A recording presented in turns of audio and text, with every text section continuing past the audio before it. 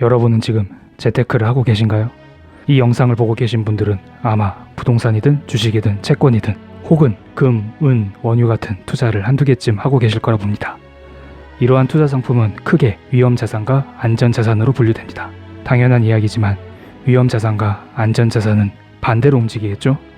위험자산이 오르는 시기에는 안전자산이 떨어지고 위험자산이 떨어지는 시기에는 안전자산이 오를 거라 봅니다. 일반적으로 경기는 불황, 회복, 호황, 후퇴 4단계를 거치며 주기적으로 움직입니다. 우리는 항상 지금이 어느 국면인지 파악하고 그에 맞춰 위험자산과 안전자산의 비율을 잘 조절해서 투자해야 합니다. 그런데 제가 위험자산의 성격과 안전자산의 성격을 동시에 지닌 투자 상품이 있다고 했었죠. 바로 금입니다. 이번 영상에서는 금에 대해 주로 설명드리고 은과 달러 이야기도 함께 해드리겠습니다.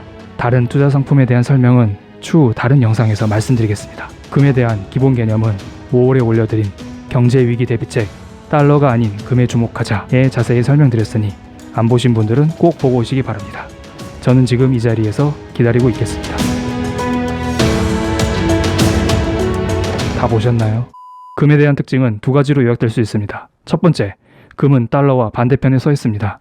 즉, 달러 가격이 오르면 금의 가격은 떨어지고 달러 가격이 내리면 금의 가격은 오릅니다. 여기에서 달러 가격이 무엇인가 하는 생각이 들 겁니다. 달러 가격은 달러 인덱스라고 지수화되어 표시됩니다. 달러 인덱스에 영향을 미치는 요인은 크게 3가지가 있습니다. 달러 인덱스 자체가 엔화, 파운드, 유로 같은 세계의 주요 화폐의 가치 대비 달러의 가치를 수치화한 것이기 때문에 달러 인덱스는 일본과 유럽의 경제 상황에 영향을 많이 받습니다. 일본과 유럽의 경제가 좋지 않으면 엔화, 파운드, 유로의 가치가 떨어지기 때문에 상대적으로 달러의 가치가 올라가게 됩니다. 그리고 미국 경제 자체가 좋으면 미국으로 돈이 몰리기 때문에 달러 가치 역시 올라가겠죠. 마지막으로 미국의 금리가 올라가면 달러의 가치 또한 오르겠죠. 쉽게 설명드리면 경제도 안 좋은 한국은 기준금리가 지금 1.5%인데 경제가 튼튼한 미국의 기준금리는 2.25%잖아요. 당연히 투자자들은 한국에서 돈을 빼서 달러로 환전하여 미국 은행에 돈을 맡기거나 미국 주식을 사겠죠. 이는 달러의 수요 증가를 촉진시키기 때문에 당연히 달러 인덱스의 상승을 유발시킬 겁니다. 그렇다면 지금 금 투자를 생각하고 계시는 분들은 달러 인덱스가 오를 거라 보는 건가요? 아니면 내릴 거라 보는 건가요? 당연히 내릴 거라 보고 투자하는 것입니다. 금과 달러는 반대라고 했잖아요. 그렇다면 여러분이 앞으로 예상하는 것은 3가지로 보입니다. 3가지가 모두 아니어도 좋습니다. 어차피 시장에서는 수급이 모든 것을 좌우하기 때문에 한 가지 정도의 핑곗거리만 마련되면 여러분이 원하는 방향으로 흘러갈 수 있을 겁니다. 금 가격의 상승과 달러 인덱스의 하락을 유발시키기 위해서는 일본과 유럽의 경제 상황이 앞으로 좋아야겠고 미국의 경제가 앞으로 좋지 않아야겠죠. 그리고 미국의 기준금리가 추후 계속 내려야 할 것으로 보입니다. 그런데 지금 현실은 어떻죠? 모든 게 금에 불리합니다. 일본과 유럽의 경제 상황은 그리 좋지 않습니다. 특히 유럽의 제조업 침체는 매우 심각한 상황입니다. 이는 당연히 금 가격 하락 요인으로 작용할 수 있겠죠. 그리고 현재 미국 경제는 골디락스 구간에 접어들면서 역대급 호황을 맞이하고 있고 이번 7월 연준 회의에서 기준금리를 0.25% 인하했으나 파월 의장은 이번이 중장기 금리 인하 사이클의 시작은 아니다 라고 밝히면서 금리 인하가 이번 한 번에 그칠 수 있다는 것을 암시했습니다. 즉 향후에 기준금리를 내리지 않을 가능성도 열어둬야겠습니다. 미국의 경제 호황과 추후 기준금리 동결은 분명히 금 가격 하락 요인으로 작용할 수 있습니다. 그렇다면 종합해 보겠습니다. 지금 유럽의 제조업 침체, 미국 경제 호황, 향후 미국의 기준금리 동결 이슈는 금값 하락 요인으로 작용하고 있습니다. 와, 금을 사면 안 되겠네요. 이거 지금 금 사면 미친놈 소리 듣기 매우 좋겠습니다. 그렇다면 금 입장에서 천천히 살펴보겠습니다. 이러한 3가지 악재는 이번에 나온 게 아닙니다. 수년간 계속 있어 왔죠. 유럽 경제는 계속 좋지 않았고 미국 경제는 계속 좋았고 미국 금리는 이번 7월에 처음 내렸을 뿐이고 금리는 15년 12월부터 꾸준히 올라왔었죠. 그럼에도 불구하고 어떻게 금이 최근 들어 급등했던 것일까요? 이상하죠? 이런 악재가 수년간 도사리고 있었는데 금 가격이 어떻게 오를 수 있었을까요? 바로 미국 연준에서 7월 연준 회의를 기점으로 이제 중장기적으로 금리를 내릴 것이라고 시장에서 기대했기 때문입니다. 3가지 이슈 중에서 가장 큰 것은 미국의 기준금리입니다. 7월 연준 회의에서 대부분 시장 참여자들은 0.25% 금리 인하를 기대하였고 여기에 추가로 추후 금리 인하를 계속할 것이다. 중장기적으로 금리를 내릴 것이다 라는 파월 의장의 코멘트를 기대했었는데 파월은 모두의 기대를 저버린 채 이번 0.25% 인하가 일시적일 수 있다라는 식의 쐐기를 박는 말을 함으로써 이로 인한 실망감으로 달러 인덱스가 오르고 금값이 하락하고 있습니다. 여기에서 자산 매입 축소 이런 것은 좀 어렵기 때문에 따로 말씀드리지 않겠습니다. 어차피 금값에 영향을 크게 미치지 않습니다. 제 채널명이 쉽게 배우는 재테크잖아요. 어쨌든 지금 파월 의장이 향후 금리를 내리지 않을 수도 있다라고 발언을 해버렸고 이로 인하여 달러 인덱스의 급등과 금값의 하락이 나왔습니다. 그렇다면 지금 투자자께서 관심 있는 것은 지금이 아니라 미래일 거라 봅니다. 그렇다면 앞으로 파월 의장이 금리를 내릴까요? 혹은 계속 동결할까요? 이게 큰 관건이겠죠. 만약에 앞으로 미국 경제가 지속적인 호황을 유지하면서 미국 연준에서 기준금리를 동결하거나 올릴 거라고 생각하시면 금이 아니라 달러를 계속 매수해야 합니다. 이런 관점을 지니신 분은 앞으로 달러가 계속해서 오를 거라 생각하기 때문에 하루빨리 달러를 매수해야겠죠. 분할 매수 이런 거 없습니다.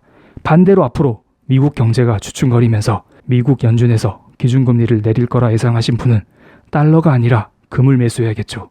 다음 9월 연준회의 때까지 2달 정도 시간의 여유가 있기 때문에 이런 관점을 지니신 분들은 앞으로 금을 분할 매수하는 게 낫다고 봅니다. 그렇다면 저의 관점이 궁금할 거라 봅니다. 제 영상을 처음 보신 분들은 저의 달러 금 관련하여 과거 영상을 보고 와주시면 감사하겠습니다. 그때 저는 이들 투자 상품에 대한 중장기적 관점을 다 말씀드렸습니다. 당연히 지금도 변함은 없습니다. 이번 7월 연준회의가 끝나고 연준에 대한 실망감으로 인하여 달러 인덱스가 급등했죠. 그러자 슬슬 안티들이 댓글을 달기 시작했습니다. 어떤 분은 달러 오른다고 했었죠. 나는 경제학 석사인데 공돌이가 감히 어설픈 지식으로 미래를 예측하냐. 이런 댓글을 다셨던데 네, 저 공대 출신 맞습니다. 그냥 대학 시절부터 주식 투자에 관심이 많아서 차트 공부를 많이 했고 관련 수업도 많이 들었으며 잡다한 자격증을 따면서 잡지식을 쌓아갔습니다. 당연히 경제학 석사님 같은 식견을 갖추지는 못했죠. 그래도 저는 온라인 상에서 그런 막말은 해도 된다라고 배우지 않았습니다.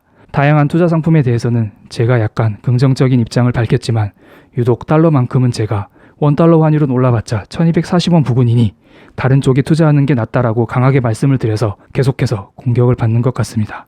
저의 의견은 참고로 봐주시고 오는 말이 고와야 저도 곱게 말이 나갑니다. 다음 영상에는 최근 급변하는 원달러 환율과 미국 주식에 대한 저의 사견을 담아 다시 인사드리겠습니다. 구독과 좋아요 그리고 댓글도 미리미리 부탁드리겠습니다. 다시 본론으로 돌아가 보겠습니다. 달러의 반대편에 서 있다는 금의 첫 번째 특성 이외에 두 번째, 금은 위험 자산의 성격과 안전 자산의 성격을 모두 지니고 있습니다. 일반적으로 금은 안전 자산으로 알려져 있습니다. 그래서 경기 침체 및 경제 위기에 대비하는 방법으로 다들 금, 달러, 엔화 같은 안전 자산을 사라고 하죠. 하지만 금은 WTI 원유, 구리와 같은 원자재로 분류되어 있기 때문에 위험 자산의 성격도 띕니다. 실제로 네이버에 원자재 펀드라고 검색하면 금, 은 관련 펀드가 많이 뜨는 게 보이시죠?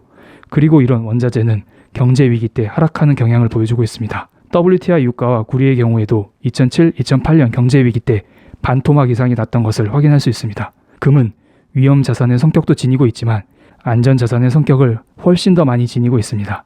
만약 경제 위기가 온다면 원자재 가격이 전체적으로 하락하면서 금은 일시적으로 하락할 수 있습니다. 그리고 과거 경제 위기에 보셨듯이 그 하락폭은 크지 않습니다. 이는 바로 금이 지닌 안전자산의 성격 때문이겠죠. 앞으로 이러한 경제 위기가 발생하면 연준이 가만히 있을까요? 과거 서브프라임 사태 때처럼 지금의 기준금리를 바로 0%까지 내릴 수 있습니다. 당연히 부랴부랴 양적 완화를 실시하면서 달러를 마구마구 찍어내겠죠. 이는 달러 인덱스 하락을 유발시키면서 반대편에 서 있는 금 가격의 상승을 불러오겠죠. 물론 이것은 경제 위기가 올 것이라고 말씀드린 게 아닙니다. 그냥 하나의 가정을 말씀드렸을 뿐입니다. 만약에 미국 경제가 계속 호황을 유지하면서 미국 기준금리가 오히려 오르면 금값은 반대로 폭락할 거라 봅니다. 자, 이번에는 은 이야기를 해볼게요. 은의 역사, 채굴 비용, 금과 은의 역사 이런 것은 생략하겠습니다. 은은 일반적으로 금과 비슷하게 움직입니다.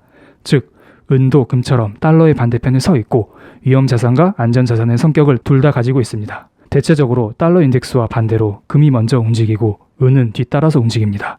그럼 그냥 더 가치 있는 금을 사면 되지. 사람들은 왜 은 이야기를 꺼낼까요? 문제는 금은 비율에 있습니다. 금은 비율이란 금 가격을 은 가격으로 나눈 것으로서 이 수치가 높으면 상대적으로 금 가격이 높고 이 수치가 낮으면 상대적으로 은 가격이 높다는 의미입니다. 역사적으로 금은 비율은 40에서 80 사이를 유지하고 있었습니다. 금과 은 모두 같은 성질을 지니고 있고 같은 방향으로 움직이는데 왜 비율은 계속 차이가 날까요? 예를 들어 2009년부터 2011년 사이 금과 은이 모두 급등했던 시절이 있었습니다. 이때 금은 바닥에서 2.5배 정도 올랐고 은은 6배 정도 올랐습니다. 상대적으로 금에 비해 은이 많이 올랐으니 금은 비율은 오히려 40 이하로 떨어졌죠. 그리고 최근 들어 미국 연준의 금리 인하에 대한 기대감으로 인하여 금 가격이 급등했었죠. 하지만 은은 거의 오르지 않았습니다. 그러면서 자연스럽게 금은 비율이 90 이상을 돌파하기도 했습니다. 지금 현재 사람들의 생각을 유추해보면 요즘 금은 올랐는데 은만 오르지 않았어. 금은 비율이 87 부근이니 이제 다시 80 아래로 떨어질 때가 됐어. 라고 하면서 은의 상승을 기대하고 있습니다. 즉 이 말은 지금까지는 금이 강세였지만 앞으로 은이 금보다 상대적으로 강세를 보일 가능성이 크다라는 의미죠. 과연 많은 사람들의 예상대로 될까요? 솔직히 저는 은에 대해서 많은 공부를 하지 않았습니다. 그래서 그냥 차트로만 분석해 보겠습니다. 지금 금 가격은 최근 5, 6년 동안의 박스권을 돌파하고 지금 자리에서 횡보 중입니다만 은 가격은 여전히 박스권 안에서 움직이고 있습니다. 즉 최근 금리 인하라는 호재 속에 금 가격은 반응하여 그 힘들다던 박스권을 돌파하는 움직임을 보여줬지만 은 가격은 그냥 박스권 안에 갇혀 제자리 걸음만 하고 있는 중이라는 것이죠. 그러면서 자연스럽게 금, 은 비율 역시 90을 돌파해버렸습니다. 금은 비율도 역사적 신고가를 경신해버렸는데요. 마치 미국 주식과 같죠. 그렇다면 과거처럼 은 가격이 급등하면서 금은 비율이 80 이하로 떨어질까요? 아니면 금 가격이 새로운 신고가를 경신하는 차트를 그리면서 금은 비율이 계속 오를까요? 지금 은이 저평가된 것은 맞습니다. 하지만 평생 저평가될 수 있는 가능성을 열어둬야겠죠. 은 투자를 하실 거면 차라리 어느 정도 박스권을 돌파하는 것을 확인하고 나서 매매하는 것이 낫지 않을까 하는 생각이 듭니다. 은 가격 월봉 차트에 저항대는 표시해 두었습니다. 지금 당장 은만 100% 매입한다? 이것은 위험해 보입니다. 만약 금, 은 관련 투자를 하실 분은 금 100%를 투자하시든지 그게 아니면 금과 은을 반반 매입하는 게 낫지 않나 라는 생각이 듭니다. 뭐든 가능성을 열어둬야겠죠. 다른 이야기지만 한국 주식도 저평가됐습니다. 평생 저평가됐죠. 그리고 2013년도 당시 미국 주식은 고평가됐다라고 하면서 전고점 부근에서 이제 다시 박스권 아래로 내려갈 것이라고 매도하신 분들은 지금 아마 배가 꽤 아플 거라 봅니다. 그때 이후로 다우지수는 2배 가까이 올랐죠. 결론을 말씀드리겠습니다. 저의 사견이니 참고로만 봐주시면 감사하겠습니다. 지금 은이 저평가된 것은 맞습니다. 하지만 평생 저평가된 채로 유지될 수 있는 가능성도 열어둬야 하기 때문에 은 100% 매수는 위험하고 금과 은 반반 나눠서 매수하는 게 낫다고 봅니다. 아니면 금 100% 매수도 좋습니다. 그리고 어떤 사람은 과거 인플레이션 시대 때, 즉 2009년에서 2011년 그 부근에 금은 2.5배 올랐지만 은은 6배나 올랐다고 말하면서 추후 버블 장세가 온다면 금보다 은이 확실하게 민감하게 반응할 거라 주장하시는 분이 계십니다. 이러한 성견 지명을 지니신 분은 은을 100% 매수하시기 바랍니다. 하지만 저는 은은 박스권을 돌파하면 투자해 보겠습니다. 마지막으로 투자 방법에 대한 문의를 많이 주시는데요. ETF를 매매하시는 게 가장 편합니다. 그중 대표적인 상품 2개 공유 드리면서 오늘 영상 마치겠습니다. 감사합니다.